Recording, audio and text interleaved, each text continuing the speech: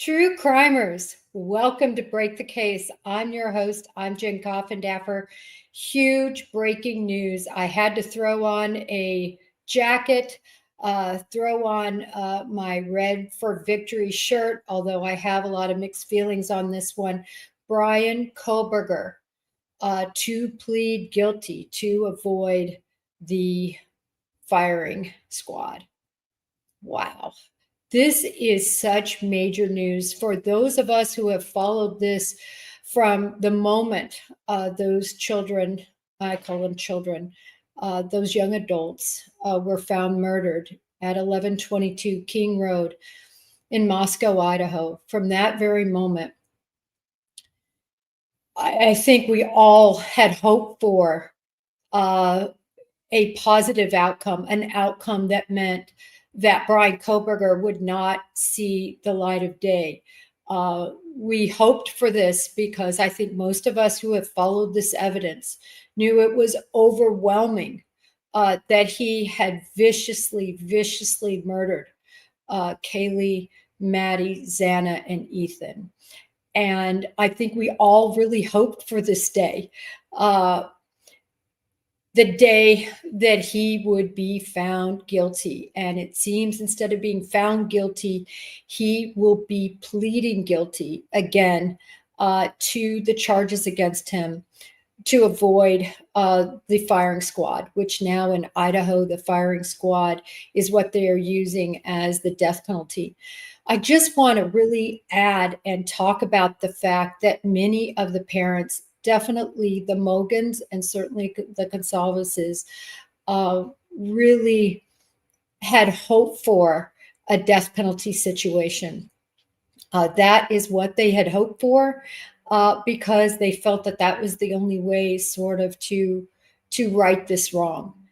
And I feel for them right now because I think they would have rather have gone through a trial because I think they feel like the evidence was overwhelmingly convincing and that he would have been found guilty and would have had to face the death penalty as a possible consequence. And so I think that this really, and again, I haven't reached out to anyone to ask yet, but I have to think that this is, in a sense, difficult for them. For the parents that felt this way. Xana Kernodle's mother was against the death penalty. I think the Chapins have not necessarily commented per se. They have really chose to take a religious tract and approach to this of just finding peace and sort of living in a state of not trying to look backwards, but really trying to look forward. I know that very recently, Miss Chapin had said she had planned on possibly attending the trial now because they wanted somebody to really represent Ethan. And I thought that was so poignant in my conversation with her at CrimeCon a year and a half ago or so. Just was amazed by the kind of person she is. Their approach was really the approach that I would hope if I ever lost a child that I would be able to have, an approach of forgiveness, if you will, an approach of moving forward and putting their faith squarely in God's hands, without anger and with a certain just piety and a beautiful nature about them. Of course, we know the Gonzalez family was probably how I really would have been, even though I say I wish I could have been like the Chapins, screaming from the rooftops for justice for these kids, for their daughter, and Maddie, who was like a daughter, screaming for Brian Kohberger to not be able to enjoy meals again, not be able to see a sunrise and a sunset, not be able to enjoy books, not be able to talk about his story. And it is for them and that sort of premise that I that I feel bad because I'm having a feeling. I have not talked to Steve, but I have a feeling that this is very bittersweet for them. Justice from the standpoint of a guilty plea, saying, having somebody say, I did this, I massacred them. Justice from the standpoint of, I think we will get to hear every gruesome and despicable detail. And I say that because I 100% believe that he, meaning Brian Kohberger, was following in the footsteps of Dennis Rader, the BTK strangler. BTK bind, torture, and killed. Dennis Rader operated for decades in the Wichita area, which is where I grew up. Certainly where we all knew who BTK was. We were all, as young girls, terrified that we would be the next one. He lived about 5 miles from where I lived in Park City. And Brian Kohberger studied under Dr. Ramsland, who wrote a book about Dennis Rader. So clearly there has always been that nexus there. And I always wondered, and I posted a lot about this, would Brian Kohberger fall into line of a serial killer? Because I do believe he would have killed again. We're probably going to hear from him. But was he more of like a Ted Bundy? Would he fight it to the very end? Would he go pro se if he had to? Would he, up until the last minute, try to wrangle staying alive longer once he received the death penalty by bartering where individuals were buried? And I mean, it was just grotesque, really. Bundy, I have friends that were involved in meeting with him and analyzing him clear back in the day. And I can tell you that clearly he toyed and dangled with the power he had regarding where people were buried. I always wondered, would he be like that? Even though Brian Kohberger didn't have much to wrangle, I bet we're going to find out, though, where that K-bar knife is. I bet we're going to find out where all those bloody clothes were. We're going to find out every gruesome detail, I believe, because I think he's going to be just like Dennis Rader. Dennis Rader pulled this too. Everybody thought, for those of you who were around during that time, we all thought we were going to have a trial. We were going to, the state was really going to have to prove the gruesome murders that he was believed to have been responsible for. And I tell you what, he got up there and shocked everyone and pled guilty without really any sort of indication that was going to happen. And he proceeded to talk and talk and talk about his crimes, to reveal so many things about the grotesque nature of the sexual gratification he received, the grotesque nature of how he saw them suffer, the gross nature of masturbating on his victims, all these just disgusting details that he just couldn't talk about enough. In fact, investigators stopped wanting to go really see him and get any more because it just became repetition at a point. They knew all the details that they needed to know. So now we are seeing certainly that it appears that Brian Kohberger is following in the steps of a Dennis Rader approach, if you will, standing silent and then moving on to plead guilty and surprising many.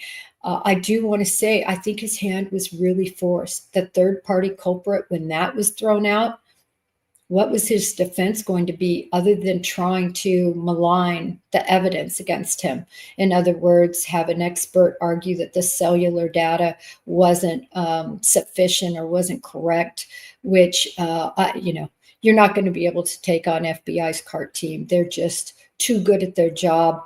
And I think it would have been fruitless no matter, I know the quality of the expert they had chosen, but it was never going to stand a chance with all the facts in this case. So I think their backs were against the wall in that regard. And then also when they weren't given that extension, which I have to tell you, I was surprised. I thought they would get one more 2 or 3 month extension based on the amount of evidence involved in this case. You look at Vallow, it took her much longer to get to trial. Chad Daybell, same state. That's why I used that, and similar type of case. Remember, Lori Vallow's was a death penalty case until the prosecution did not provide discovery appropriately, and the death penalty was taken off the table for her. So unfortunately, we're going to have to keep hearing from her, it would seem. But nevertheless, when you look at this case, it was a super strong case. Their backs were against the wall. And I never really knew which line he would follow. You know, if he would do the surprise plead. But when you really look at everything, when you look at all the details of who he studied under, when you look at the details of what kind of person he was, it certainly falls in line with a Dennis Rader in so many ways. How meticulous he was, I believe, in his planning these crimes, just like Dennis Rader was. How meticulous he was. And we, you know, yes, I realize it's not stalking. I've talked about the difference between sort of stalking and surveilling, but it's really a little bit of mincing words. My point is that he did preparation. He understood the location he was going to. He did multiple times. He was in the vicinity, really preparing for this. I think it was a huge surprise to him. And it's because the one thing we do in law enforcement, we might do a ton of site surveys in preparation for an operation, but I'll tell you what, you can bet that the night before we do an op, we make sure nothing has changed. In other words, there's no new cars there, like Kaylee's new car was there. There's no surprises, and we're going to stake that out and make sure that we know what people are going in and out. And if the people are going to be there, that we plan to be there. Again, I think we're going to get all these details from him. We're going to find out probably whether what I believe is that Maddie Mogan was his target. I've said that for a very, very long time. I could be wrong. We're going to hear it straight, likely from Brian Kohberger. Brian Kohberger is going to want, I think, to sing like a canary. He wants to get this out. He wants people to understand him. He wants to tell how great he was at his work. And but for leaving that DNA on the knife sheath, he would have gotten away with this. And I'll tell you what, I think it would have been a really hard case to crack without that DNA sample. It would have been a much less strong case and a much more difficult circumstantial case without that. That was really the diamond that law enforcement needed to break this case. I don't know how all of you are feeling. I really want to put some comments on the screen and see what you all are saying. As you all know, I can't even see up close. But this is big. And sorry, I actually was in the ER and got out recently with a heat stroke situation of all things with a tennis match. But and my throat, you wouldn't think that would cause problem with your throat, but it's caused problem with my throat. But all healed up. It was a Saturday, so all healed up and got out. But that's totally beside the point. I just wanted to explain why I'm a little soft-spoken today and maybe even a little gravelly. But back to Brian Kohberger, this is just huge for those of us who have followed this. I think in many cases, you know, we get very entrenched. I've always said, I think one of the big drawing points for me is my children were the same age at the time. College, just exactly same age. And I actually sent a picture, and I know I've posted kind of pictures with her with glasses on and things are from the back, but my daughter resembles so much, kind of a cross really between Kaylee and Maddie. And, you know, and this is what when I talked to Miss Chapin, I said, my son, I think, is a lot like Ethan.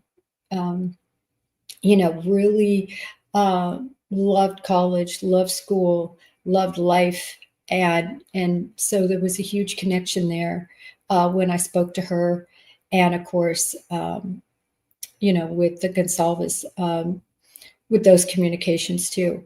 It's so awkward because you feel like you're just so blessed. All of us are so blessed that we have our children, that we are blessed with our beautiful souls that are going to grow up and give us grandbabies someday, and that are going to be able to fall in love and get married and have a career and live a full life and be part of our lives until we pass. Children should never pass before their parents. And so for all of us, I think, that can relate from that standpoint, this case drew many of us in. People ask me, why do cases explode?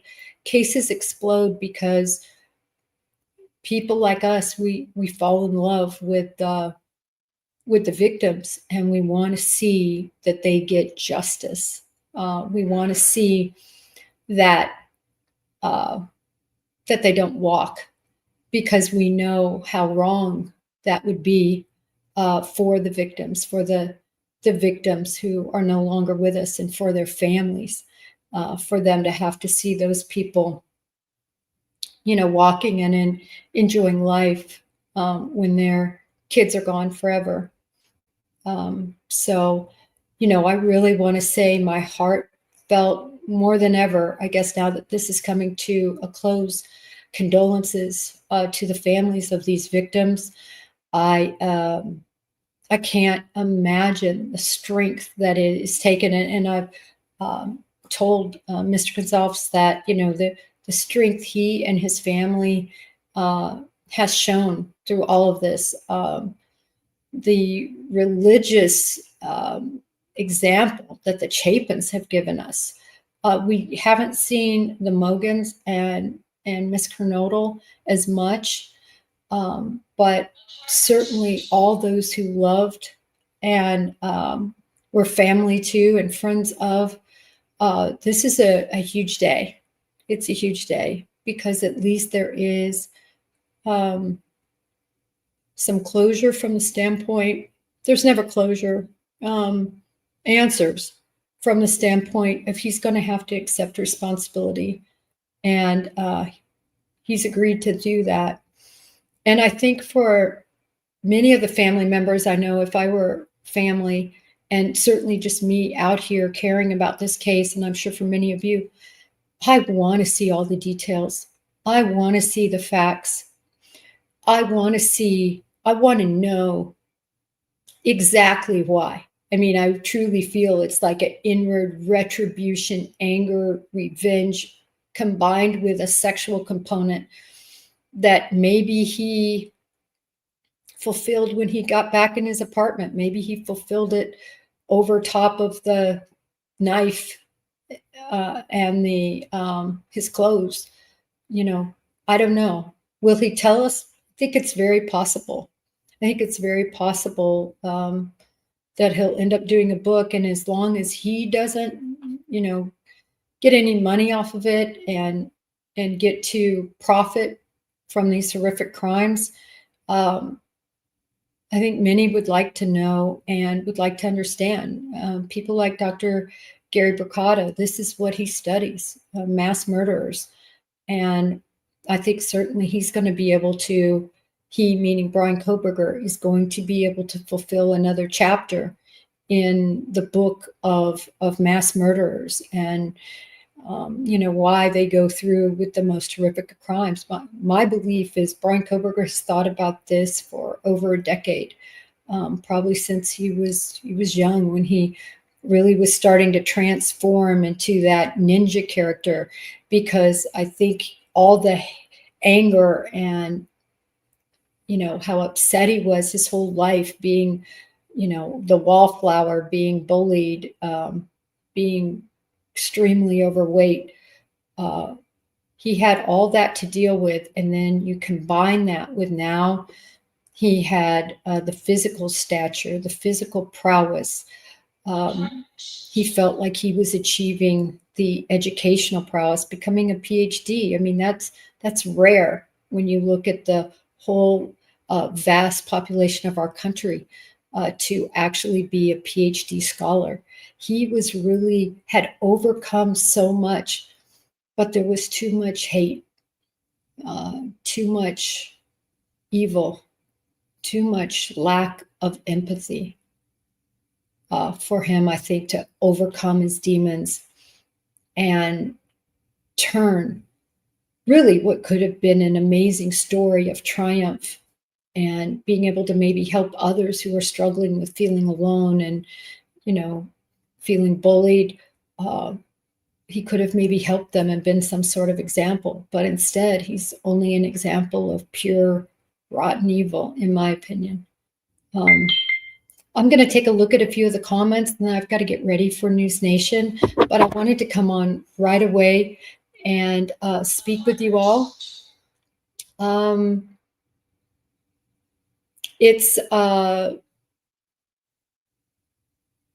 Yeah, that's interesting. Somebody wrote, I bet his family begged for him to take a plea. I think that could be very possible. I'm not sure he really cares about what his family thinks from what he has written and from what I know and understand. But I think what Brian Kohberger does is for Brian Kohberger. Brian Kohberger, to me, is somebody who absolutely thinks he is the smartest guy in the room. I always hate to say narcissist because that indicates that somebody has a PhD in psychology or psychiatry, and I certainly don't. But he has those traits, and I think that he could never be famous, but I say this all the time, he sure could be infamous. And he is infamous. And other than wanting to know and understand what he did and how he did it, I hope he sits in his cell and doesn't see the light of day much ever again. All right, everyone. Until next time, thank you for joining. May justice be served.